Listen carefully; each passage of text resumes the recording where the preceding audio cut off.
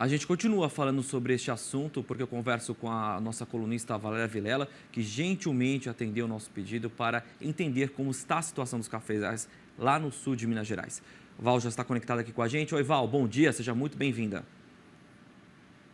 Olá, Pedro. É isso que você mostrou exatamente. O produtor que foi atingido pelo granizo já vinha de uma série aí de intempéries climáticas que deixaram um rastro de prejuízo e agora com essa a gente tem chamado de tempestade, né? Porque o tamanho das pedras de granizo foram realmente muito grandes, deixaram quem foi atingido com um prejuízo de 100%, ou seja, a recepa ou a extinção da lavoura, em muitos casos, é o que tem sido recomendado. Dentro do levantamento que foi apresentado ontem na audiência pública pela maior cooperativa de café de Arábica, aqui no Cinturão, onde estão aí mais de 500 municípios, 2.735 cafeicultores tiveram as suas lavouras de alguma forma atingidas. Isso significa 8.720 hectares, né? 28 mil hectares. Isso representa muito.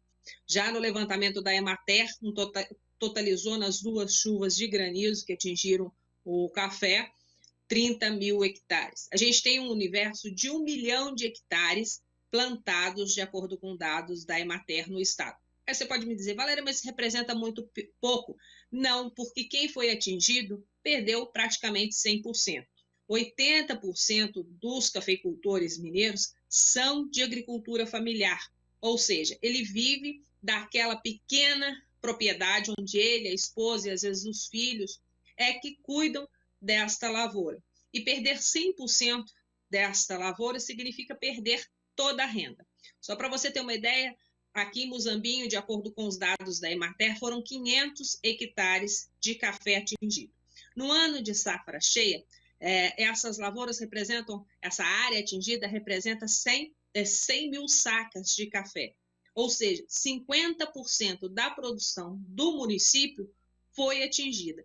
E para recuperar uma lavoura que já vinha sofrendo com seca, geada e foi depauperada com o granizo, vai aí em torno de 3 a 4 anos, isso quando é possível recuperar, como falam os técnicos e agrônomos que a gente consultou para estar conversando aqui com vocês. Então, foi Agora, como foi colocado ontem pelo Mário Ferraz. É gravíssima a situação. Ele usou uma expressão lá, é como se tivesse jogado uma bomba sobre a cafeicultura. Realmente é uma situação que nunca se viveu, né? O produtor perder 100% da sua produção, e o que eles foram pedir, foram relatar, é que se tenha uma força-tarefa para que se levante negociação de prazos. Principal, porque não adianta você colocar um empréstimo e dar 3 anos de carência. Em 3 anos, essas lavouras não vão estar produzindo. Ou seja, ele precisa de um prazo mais extenso e que o seguro tenha mais acesso. O Rafael, da cooperativa de Manhuaçu, apresentou um case inédito, onde todos os cooperados em Manhuaçu são segurados, mas ele ressaltou e frisou: nós conseguimos segurar todo mundo com o dinheiro público, mas é preciso aumentar esse escopo. E ele deu um número lá dizendo quanto é que só as lavouras de milho precisariam para que essa situação de Paraguaçu se repetisse em outros municípios. Então, a gente tem aí uma situação única, né? A gente não tem na história, não tem um outro momento na cafeicultura aqui no sul de Minas. E a gente está falando de chuvas e impactos em Minas Gerais. Mas a gente tem um outro cafeeiro, que é de Conilon, lá no Espírito Santo, que está enfrentando um período de chuva torrencial que vai refletir também na produção do Conilon. Ou seja, a produção de cafés de 2023 vai ter um impacto, sim, pelos fenômenos climáticos. No passado pela seca e agora pela chuva.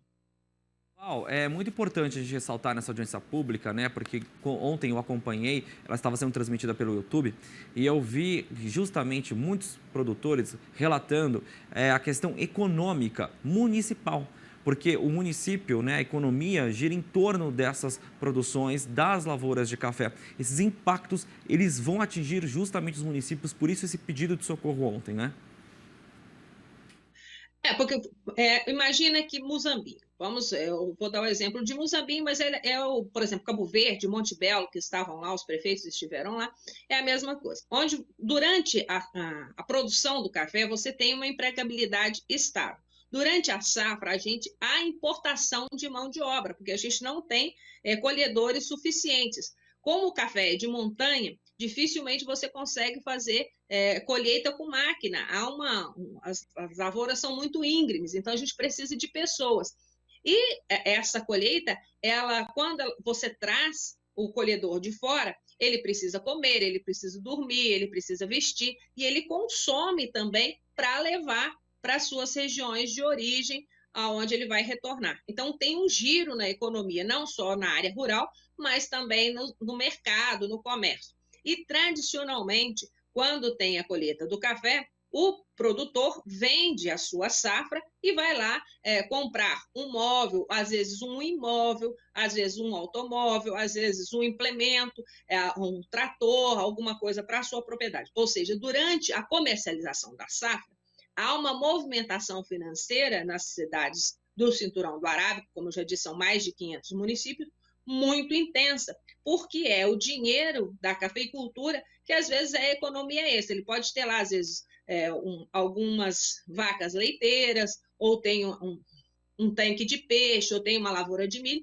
mas a atividade principal de renda é a cafeicultura nesses municípios. Agora, você imagina, no momento de recessão em que estamos vivendo, se você ainda perde a principal fonte de renda, nós vamos ter impactos sociais, sim, aqui no sul de Minas. E foi essa preocupação que muitos dos prefeitos colocaram durante a audiência pública ontem, porque não é só o campo que está sendo impactado com essa chuva de granizo. A médio e longo prazo, a curtíssimo prazo, a gente vai ter esse reflexo na área urbana também.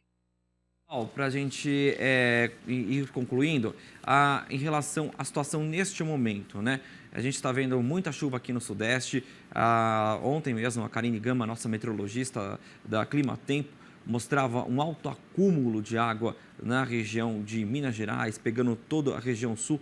Isso já tem ainda contribuído para continuar trazendo impactos na cafeicultura da região. Como é que os produtores estão contabilizando os prejuízos? Essa chuvarada está trazendo prejuízos também? Tem, Pedro, porque na área rural as estradas são de terra. E com essa continuidade e esse volume excessivo que a gente está tendo, um dos primeiros impactos são as estradas, né? E como a gente está tendo, além de chuva, a gente tem chamado essas chuvas de temporais, porque há uma queda constante de árvores que precisam ser removidas, às vezes com tratores, às vezes com motosserra, porque não são árvores pequenas, então tem sido constante aí o transtorno. O outro transtorno é que, com queda de árvores e vendavais intensos, há falta de energia. E falta de energia na área rural compromete também produção e, principalmente, de maquinário que, às vezes, está em funcionamento e precisa para que se mantenha algumas atividades. O outro impacto dessas chuvas intensas na área rural é que você suspende os tratos culturais.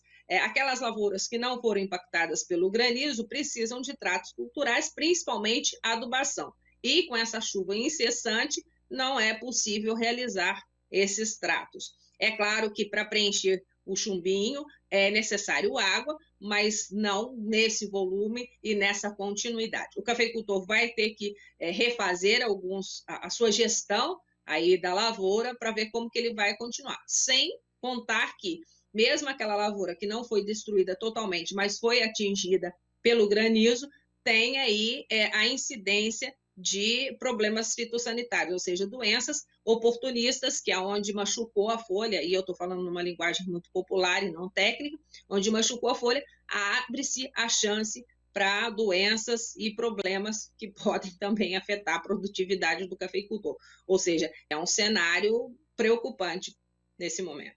Pois é, até mesmo o próprio deputado disse ontem, né? O deputado Madeira falou exatamente sobre essa questão de que é uma das situações mais complicadas que a região já passou e a gente está acompanhando aqui, trazendo para o assinante do AgroMais e também do Terra Viva as informações direto do sul de Minas com a Valéria Vilela e principalmente com a movimentação em Brasília em relação a esse pedido de ajuda dos produtores rurais, que ontem foi feita essa audiência pública na Comissão da Agricultura lá na Câmara dos Deputados. Obrigado, Val, pelas informações. A Val volta sexta-feira trazendo o balanço da semana e também mais informações para a gente. Obrigado pela parceria de sempre, Val. Tchau, obrigada a vocês pelo apoio ao cafeicultor. Sempre. Obrigado.